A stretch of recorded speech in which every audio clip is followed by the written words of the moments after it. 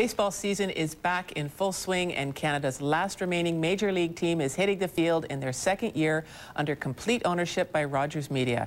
This season, the team and their home facilities have undergone a major facelift. Amanda Lang caught up with the Toronto Blue Jays president and CEO Paul Godfrey to hear all about it. Why don't we start with the improvements that you've made? Sizable investment in some cases. What have you done? Well, we've done a number of things. First of all, last year, what we wanted to do is to make sure that the fans saw something very visible, and we put a new video display system, the outfield scoreboards, a new Jumbotron. Was a very valuable addition, and new turf, the turf that we're standing on right at the present time. Well, we felt that wasn't good enough for the fans, because that was all great for the players, and some of it was good for the fans. However, this year we went way beyond doing that. What we did is expanded the 100 concourse level. We've made it wider, we made it more fan-friendly. We spent a lot more money improving the decor, improving the lighting. The concessions have been upgraded. The food has even been upgraded in the concession stands, which will excite a lot of fans. Yep. Because next to the product on the field, the product in the concession stands is the second most important thing to them when they come to a ball game. So we spent about $12 million, not only on the 100 concourse level, but we've also, in our VIP 200 level, we have an exclusive restaurant that we've put in there, so fans can not only eat and watch the game at the same time, they get in-seat service. It is a very exclusive area, and you have to be either a season ticket holder in that area or somebody that sits in the action seats as well. Now, in terms of a lot of this work, you know, you mentioned a dollar figure, millions of dollars. This is stuff you are only doing because you own the property. How important has that been to the club? Well, it's been absolutely essential.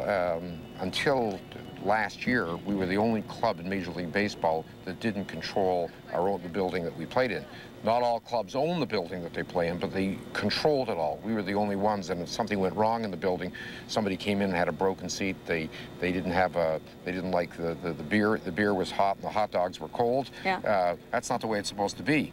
But the people who operated the building were responsible for all those areas. It's hard to tell somebody that just bought a ticket from us that, gee, that's not our responsibility. So now we control the whole experience. When Ted Rogers made the big move to not only buy the building, but to spend more money on the team, we began to control the entire baseball experience. So anything on the field and anything that goes on in the facility itself becomes our responsibility, and we can control all that. So that was really the most important thing that impacted the whole Toronto Blue Jays organization. Now, one of the mandates, obviously, well, is it a mandate? You tell me, is watching the profit and loss, watching how you contribute to the bigger corporate family. Where does that fit into the picture for you? Well, it's always a very important thing when you're part of a big organization like Rogers to make sure that even though that the Toronto Blue Jays are an exciting team to watch and watched really internationally, more so in North America, but internationally, you know, there are many divisions of Rogers making money, and the Toronto Blue Jays are not quite there yet.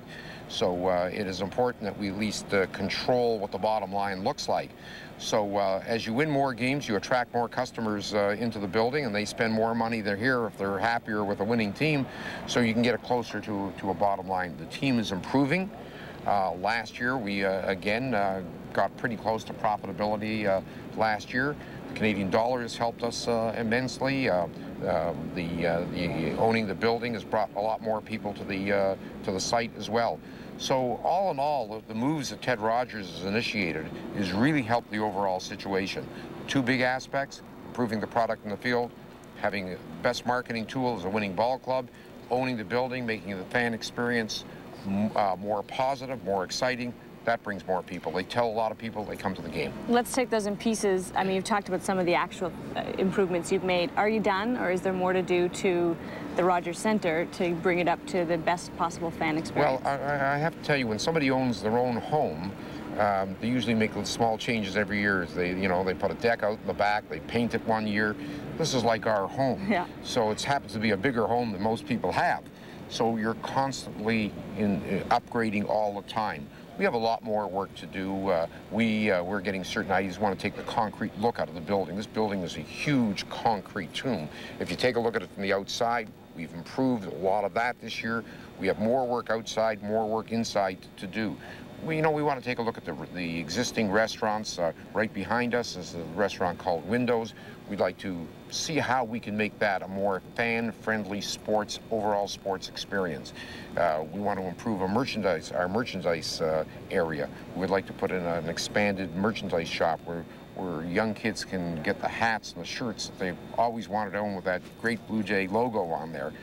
So that there's a lot of things yet to do. We're going to sit down probably in the next month or so and plan what we're going to do for next year. Yeah. But Mr. Rogers has been most supportive in all the moves that we've made here.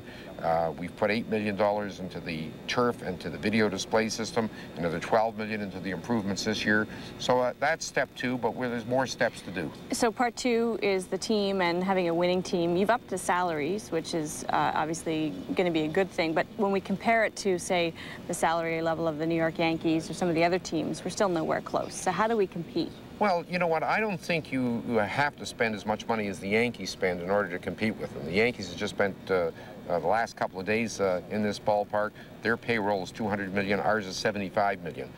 We beat them up on Tuesday night, they beat us up in some sort of way on Wednesday. So we are competing with the Yankees, even though I think what you have to do is to develop a good farm system where you develop your own players and bring them up, and before they can become free agents, you've got them for 6 years. I think that's going to be the secret to our success. We have a great general manager who understands baseball talent. He's a great evaluator of players of the future. I think that's the way you compete with the Yankees. I don't think you have to outspend them, or would I want to try to outspend them. Now, from the point of view of the business, it's been said about other franchises, not just baseball, but that the way to make money with a sports team is the resale value, not the operational profit. Do you buy that? Is this really an asset that will appreciate in value for Rogers one day, or is it something you can actually make money at year to year? Well, you have to remember, it depends what the object of the purchase happens to be. I don't think Mr. Rogers bought this team just to flip it to make money on it. I think Mr. Rogers had a deep commitment to Toronto and to Canada. His goal was to establish a sports franchise for the long term in this community. He did not want to lose hundreds of millions of dollars on it. What he wanted to do is get the team close to a break-even situation, but this is his contribution back to the community. He is a wonderful Canadian who's got great pride in the city and the country that he lives in. So the asset value of the team will go up because the value of baseball teams everywhere are going up. There's a lot of things that we're doing inside the game itself.